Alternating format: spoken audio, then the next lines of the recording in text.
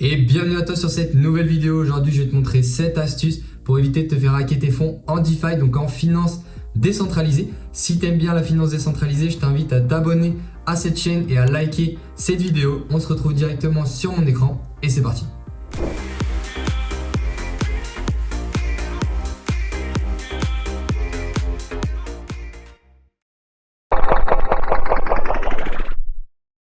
Et on se retrouve du coup sur mon écran avec ce dossier de Chain Analysis. Donc je commence par ça juste pour te montrer un peu tous les hacks qu'il y a pu y avoir en DeFi, donc en finance décentralisée. Donc depuis 2016 à 2023, Chain Analysis, qui est spécialisé dans l'analyse on-chain, a fait un rapport avec tous les hacks qui ont eu lieu en DeFi. Et on peut voir qu'il y a eu plus de 3 milliards qui ont été hackés en 2022. On a quand même du progrès sur 2023 avec un peu moins de 2 milliards de dollars qui ont été hackés.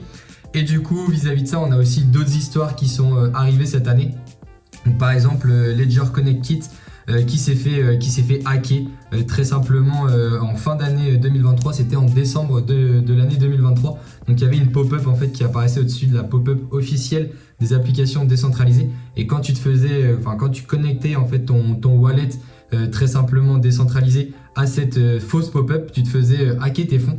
Donc c'est ce genre de hack qu'il faut essayer d'éviter en DeFi. Donc les 7 astuces que je vais te montrer dans cette vidéo vont te permettre d'éviter d'être pris dans ce genre d'arnaque. Donc très concrètement, et t'éviter de perdre des fonds et te faire drainer ton wallet. Donc la première astuce, c'est d'utiliser des wallets comme Rabby. Moi personnellement, j'utilise beaucoup Rabby Wallet justement pour faire des transactions on-chain, puisque Rabby a beaucoup d'avantages en termes de sécurité. Donc voilà, ils ont des pricing check for sécurité, c'est-à-dire qu'il va déjà préfaire la transaction. En fait, il va faire un test de la transaction avant même que tu la fasses, et il va checker la sécurité aussi du smart contract que tu es en train d'utiliser.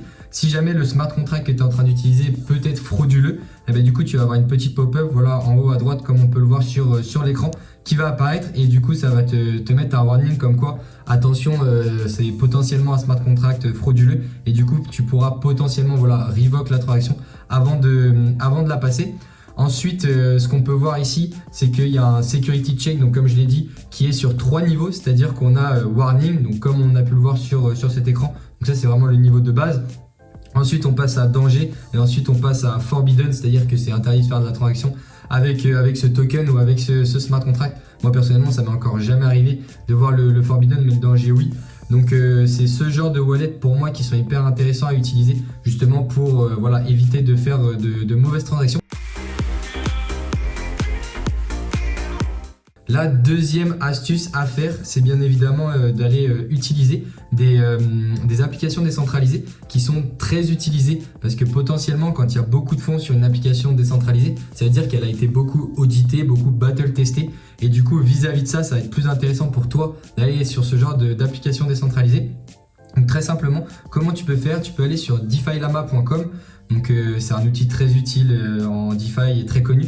Et du coup là tu peux voir une overview en fait de tous les protocoles décentralisés classés par TVL, donc Total Value Lock. Donc ça c'est vraiment tous les fonds qui sont lockés sur ces différents protocoles, donc sur ces différents protocoles décentralisés. On peut voir que Lido est en numéro 1 avec un protocole de liquid staking d'Ethereum.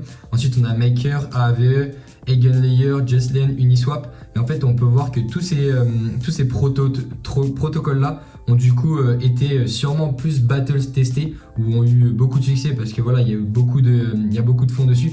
Donc c'est potentiellement plus intéressant d'aller sur ce genre de protocole, puisqu'ils ont été sûrement plus battle testés. Il y a plus de sécurité autour de ces protocoles. Ensuite, si tu as envie d'aller encore plus loin, tu peux aller directement vérifier et checker les audits en fait qui ont été faits par les différents protocoles. Ici je prends le cas de Aave, qui est une plateforme de lending and borrowing, donc de prêt et d'emprunt en finance décentralisée. Et du coup on peut voir qu'il y a tous leurs audits qui sont publics, tous leurs reports d'audit.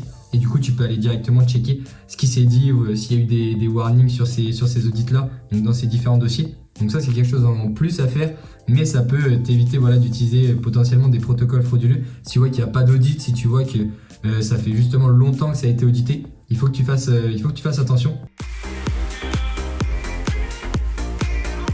Ensuite, on a la troisième astuce pour éviter de te faire hacker tes fonds, donc en DeFi, donc en finance décentralisée. Cette astuce n'est rien d'autre que voilà, révoquer les différents smart contracts avec lesquels tu as interagi. Donc pour ça, il y a différentes sous-solutions entre guillemets. Donc la première, c'est d'utiliser des applications décentralisées comme DeFi. Donc DeFi, c'est voilà, une application décentralisée. Tu as juste besoin d'aller dessus sur Internet, venir connecter ton wallet. Ils ont en fait un petit onglet Shield juste ici en fait qui permet d'analyser ton wallet et les différents smart contracts que tu as approuvés, les différents tokens que tu as approuvés. En fait, il va te faire des propositions sur des smart contracts qui peuvent être potentiellement fraudulés et d'aller les révoquer tout simplement, donc de bloquer l'accès de ces smart contracts à ton wallet. Donc très simplement, pour révoquer, tu as juste appuyé sur le bouton payer un fees, puisqu'en fait tu refais une transaction on-chain, donc tu vas devoir payer un fees sur le réseau sur lequel tu étais, par exemple ici ZK Sync. Et ensuite, tu auras révoqué ce smart contract et tu te seras enlevé potentiellement un risque de hack de ton wallet. Ensuite, on a Revoke Cash qui est un outil qui est très connu dans la sphère de la finance décentralisée. C'est assez simple, en fait, tu viens coller ton adresse publique de wallet juste ici, donc tu viens la copier par exemple sur MetaMask, tu viens la coller juste ici. Et une fois que c'est fait, en fait, tu appuies sur entrée et du coup, il va venir analyser voilà, le wallet que tu as utilisé et il va te proposer en fait de révoquer, comme sur DeFi, les différents tokens que tu as approuvés ou les différents smart contracts que tu as approuvés. Ensuite, on a une dernière solution voilà, pour révoquer ces smart contracts. Donc pour cette astuce, c'est un peu plus technique. Donc je vais prendre un exemple. Je prends l'exemple de GMX. En fait, GMX, c'est une application décentralisée. Voilà, tu peux venir faire du staking de tes GMX. Donc là, par exemple, moi, j'ai envie de stake mes 0,16 GMX. Donc j'appuie sur stake. Et là, en fait, ce qui va être assez intéressant, c'est que en fait, on me demande même pas l'approval voilà, pour staker mes GMX. Pourquoi on me le demande pas? C'est parce que j'ai déjà approuvé en fait ce token auparavant et du coup en fait il a déjà accès à mon wallet. Et moi ce que j'ai envie, par exemple si GMX se fait hacker, c'est que j'ai plus envie qu'il puisse accéder à mon wallet. Donc comment je vais faire? Très simplement en fait je vais prendre le wallet avec lequel voilà, j'ai interagi avec GMX et avec lequel j'ai donné l'approval auparavant. Je vais aller sur l'explorateur de blocs sur la blockchain sur laquelle j'étais. Donc là je suis sur Arbitrum, donc je vais aller sur l'explorateur de blocs d'Arbitrum qui s'appelle Arbiscan. Je vais venir en fait coller l'adresse de mon wallet.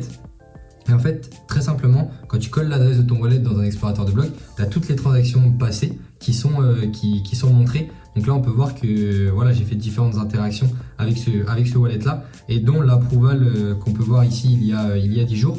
Donc là, je vais ouvrir cette transaction. Et dans cette transaction, en fait, ce qui va être intéressant, c'est que je vais voir le smart contract avec lequel j'ai interagi. Donc là, par exemple, j'ai approuvé du GMX for trade on this smart contract. Et du coup, sur ce smart contract, ce que je peux faire, c'est que je peux directement interagir avec ce dernier. Donc là, c'est très simple. Je vais juste aller dans l'onglet contract, dans l'onglet write contract. Et en fait, ici, on peut voir qu'il y a la fonction approve. Parce que du coup, j'ai approve le smart contract. Donc il y a les différentes fonctions en fait, du smart contract. Ici, il y a une fonction approve.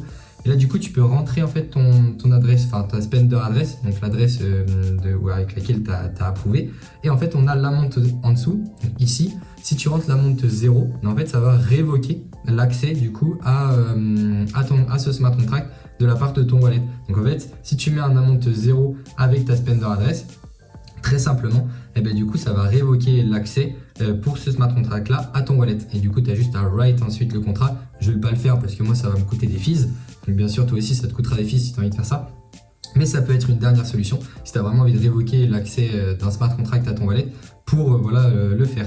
Hop, du coup, j'ai refait cette courte vidéo parce que je viens de re-regarder ce que je viens de dire juste avant. Et il y a quelques petites erreurs vis-à-vis de ça. Du coup, je te remontre sur l'écran comment faire pour voilà, désapprouver un token sur une application décentralisée. Donc, on va reprendre notre exemple. Donc, juste ici avec le GMX. Donc voilà, on peut voir que là, je peux staker donc, mes GMX, mes 0,7 GMX directement sur l'application. Donc là, ça ne me demande pas mon approval. Donc ça veut dire que moi, je veux révoquer cet accès et cet approval. Donc c'est à peu près les mêmes étapes que je viens de présenter juste avant. Mais du coup, il y a une petite différence. Donc ici, je prends la transaction d'approval que je viens de faire du coup il y a 24 secondes sur GMX.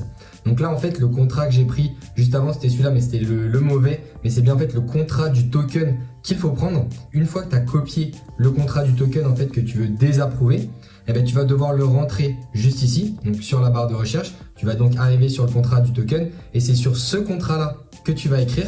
Donc là, je vais faire tout de A à Z avec toi. Et du coup, pour trouver en fait la spender adresse, tu vas utiliser ce qu'on appelle les logs donc de tes transactions. Donc là, le log de ta transaction, en fait, ici, c'est marqué adresse Pender, donc index topic 2. Donc l'adresse Pender, c'est celle-ci.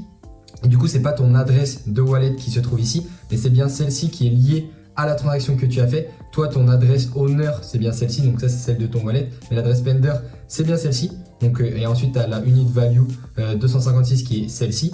Du coup, tu vas aller sur le smart contract du token que tu veux désapprouver. Donc là, tu vas venir connecte ton wallet décentralisé. Donc ici, moi je connecte mon MetaMask. Tu vas trouver la fonction approve. Donc ici, cette fonction numéro 3. Tu vas rentrer cette spender adresse que tu as trouvée sur les logs de la transaction. Tu vas rentrer là ici l'amount 0. Donc là, je le rappelle, ici, tant que j'ai pas fait, là, tu vois, je peux directement stake. Mais là, quand je vais écrire sur le contrat, voilà, je vais devoir revoking approval to withdraw GMX. Donc là, je vais révoquer l'accès de ce token vers mon wallet. Donc là, j'appuie sur continue. J'appuie sur sign and create. Du coup, là, je vais utiliser quelques fonds pour faire cette transaction. Voilà, la transaction est créée. Donc là, on peut voir la transaction que je viens de faire. Donc là, on peut bien voir que j'ai révoqué GMX donc sur ce contrat. Donc là, quand je vais retourner sur GMX, on peut voir que si je reload la page, je vais devoir réapprouver le contrat que je viens de désapprouver, donc manuellement, directement sur le smart contract. Donc là, on va faire le petit test ici, juste ici.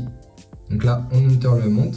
Et là, en fait, on voit bien que j'ai approuvé GMX et je peux pas directement staker mon GMX. Donc voilà, c'était quelques précisions. Je te retourne sur la vidéo et les autres astuces pour éviter de te faire hacker ton wallet en DeFi.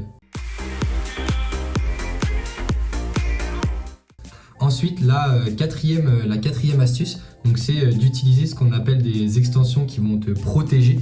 Donc là, l'extension qui peut protéger, c'est Pocket Universe. Moi personnellement, je l'utilise tout le temps. En fait, c'est très simple. Alors déjà, il y a une assurance de 2000 USDC si jamais Pocket Universe fonctionne mal, ou en fait Pocket Universe disait voilà, cette transaction était safe et qu'ensuite tu te fais hacker ton wallet. Eh ben, il y a une assurance de $2000 qui est présente sur Pocket Universe. Donc comment ça fonctionne? En fait, c'est une petite extension voilà, à télécharger sous forme d'extension Chrome. Une fois que c'est fait, tu as juste à aller, voilà, on va prendre cette transaction-là. Tu vas faire une transaction et en fait, cette pop-up-là va s'ouvrir avant la pop-up de ton wallet décentralisé. Donc là, en fait, on peut voir que ce qui est intéressant, c'est qu'il nous dit en fait tout ce qui va se passer. Donc là, on va perdre 0,16 GMX et ils vont se transformer en 0 plus 16 SBF GMX. Donc ça, c'est les staked, les stake GMX. Donc avec le bonus et les fees en GMX. Et du coup, ensuite, tu vas pouvoir appuyer sur continuer. Et là, tu vas vraiment en fait passer la transaction sur MetaMask. Ce qu'il faut savoir, c'est que Pocket Universe n'est en rien lié avec ton wallet. C'est vraiment une extension qui apparaît avant que tu fasses la transaction pour te dire si là ou pas c'est secure. Et en fait, si c'est pas secure, il va te mettre un gros message d'alerte en te disant attention, cette transaction que tu es en train de faire n'est pas secure, et potentiellement voilà, ça peut te sauver en fait sur plusieurs cas. Moi personnellement, à titre personnel, j'étais sur Twitter l'autre jour et j'ai vu le airdrop de Altlayer, et en fait il y avait plein de scams en dessus, mais j'avais pas fait gaffe. Et en fait, j'ai appuyé sur un lien et j'allais passer la transaction justement pour réclamer mes tokens Alt. Et en fait, Pocket Universe est apparu et a dit voilà, cette transaction est frauduleuse. Et du coup, j'ai re-regardé la transaction, j'ai re-regardé le Twitter et j'ai vu qu'en fait, c'était une arnaque. Et du coup, j'aurais potentiellement pu me faire hacker mon wallet. Donc ça, c'est vraiment une solution qui est hyper intéressante. Voilà, si jamais t'as peur de faire des boulettes entre guillemets en finance décentralisée, ça te permet de te protéger. La cinquième astuce de cette vidéo, c'est d'utiliser différents comptes sur ton wallet décentralisé. Donc voilà, quand tu es en DeFi, tu peux faire plusieurs choses qui sont plus ou moins ce qu'on appelle degen, donc plus ou moins risquées. Et en fait, ce qui peut être intéressant, c'est d'utiliser différents comptes pour différentes actions. Donc par exemple, réserver un wallet spécialement pour les airdrops, réserver un wallet spécialement pour tes actions entre guillemets safe sur la blockchain, réserver un wallet pour des actions un peu plus risquées, un peu plus degen comme on l'appelle dans ce milieu-là. Donc moi, ce que je te conseille, c'est de faire différents comptes. Donc là, moi par exemple, j'ai créé 3 comptes différents. Donc un wallet degen où je vais me connecter sur des applications décentralisées qui semblent un peu plus frileuses, avec un peu moins par exemple de TVL comme j'ai pu l'expliquer en début de vidéo. Ensuite un wallet airdrop justement pour interagir avec toutes les applications décentralisées pour faire les différents airdrops, et un wallet plutôt safe où là je vais pouvoir en fait faire des transactions vraiment sur des gros protocoles avec plus de fonds. et en fait utiliser différents wallets, ça va diluer ton risque parce que justement tu auras des fonds un peu répartis sur différents comptes, et du coup si tu te fais hacker un compte, tu te feras potentiellement pas attaquer l'autre. Donc c'est aussi intéressant d'avoir une petite organisation comme ça. Donc bien évidemment tu peux faire le nombre de comptes que tu veux, mais moi ce que je te conseille, voilà, c'est d'utiliser différents comptes et d'utiliser aussi un wallet sécurisé, donc vraiment comme Rabby, comme je l'ai expliqué au début. Donc ça permet vraiment de diluer tout ce risque là. La 6e astuce de cette vidéo est de vérifier les smart contracts avec lesquels tu interagis. Donc ça ressemble beaucoup à la 3e astuce de cette vidéo qui est de révoquer les différents smart contracts.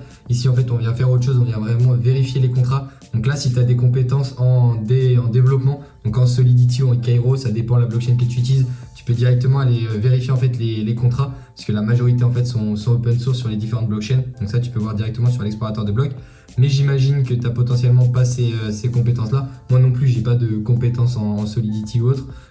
Ça peut juste être intéressant, voilà, si jamais tu as envie de lire et essayer de comprendre, ça peut toujours être intéressant de regarder. Mais sinon, l'astuce, c'est d'utiliser un outil comme Token Sniffer, donc juste ici. Donc Token Sniffer, qu'est-ce qu'il fait? C'est un peu comme son nom l'indique. Tu as juste à rentrer en fait le contrat de ton token. Donc ici le contrat de GMX sur Arbitrum, et il va te donner une note en fait vis-à-vis de ce token. Il va aller analyser le contrat et il va te donner une note. Et du coup là par exemple il donne la note de 70 sur 100 pour le contrat de GMX. Donc on peut voir qu'il a analysé le contrat, donc il a vérifié le contrat source, s'il était bien audité, s'il était bien écrit. Ensuite il a fait une analyse sur les holders, il a fait une analyse sur la liquidité présente. Il a fait une analyse complète d'ailleurs sur la liquidité, et on peut voir même qu'il y a un petit point rouge qui descend potentiellement d'ailleurs sa note de 70 à 70 sur 100. C'est qu'il y a potentiellement un rug pull qui pourrait arriver, même si je pense pas que c'est le cas pour GMX, mais je pense que c'est des critères un peu déjà préparés quand ils analysent les smart contracts pour qu'ils disent ce genre de choses. Mais en tout cas, ça c'est un outil très intéressant si toi aussi tu as envie de regarder un token, que tu as des doutes sur son degré de risque. Tu as juste à rentrer l'adresse le contrat du token sur Token Sniffer, et il te donnera potentiellement une note sur ce token. Si bien sûr la note est basse, c'est que c'est pas bon signe et qu'il ne faut potentiellement pas interagir avec. Ensuite on a également Bubble Map, donc, qui est proposé en lien direct sur Token Sniffer. Mais du coup ça te permet en fait d'avoir une vision sur les différents holders du token. Si on voit que par exemple il y a quelques bubbles, donc quelques bulles avec quelques wallets qui ont 95% de la supply, c'est que c'est pas du tout bon signe pour le token. C'est-à-dire que c'est très centralisé et que ça peut à tout moment le projet peut à tout moment tout vendre et en fait faire descendre le prix du token à zéro. Et ensuite, la dernière astuce, c'est de ne jamais approuver des tokens qui vous ont été transférés sur votre wallet. Donc comment voir ça? En fait, la majorité des personnes qui utilisent des wallets en finance décentralisée ont déjà vécu ce moment-là où ils ont reçu en fait des tokens entre guillemets gratuits sur leur wallet. Donc là, moi personnellement, j'en ai plus sur mon wallet de banque. D'ailleurs, j'y ai même pas touché, mais ils sont partis. Avant, j'avais des tokens qui étaient encore en dessous. Ah bah tiens, ils sont juste ici. Donc ça, c'est des tokens que moi personnellement, j'ai jamais acheté, j'ai jamais touché d'ailleurs. Et en fait, c'est des tokens qui sont airdroppés et qui sont envoyés à différentes adresses dans le but que vous interagissez avec. Et si tu interagis en fait avec ces différents tokens, tu peux te faire drainer tes fonds. Donc là par exemple on voit très bien que déjà la transaction et la pool est assez bizarre. Donc c'est pour ça qu'il ne faut pas du tout interagir avec ce type de token. Que ce soit des NFT ou que ce soit des tokens, il ne faut vraiment jamais interagir avec ce type de token. Sinon tu risques de te faire drainer tes fonds et de perdre des fonds par un hacker.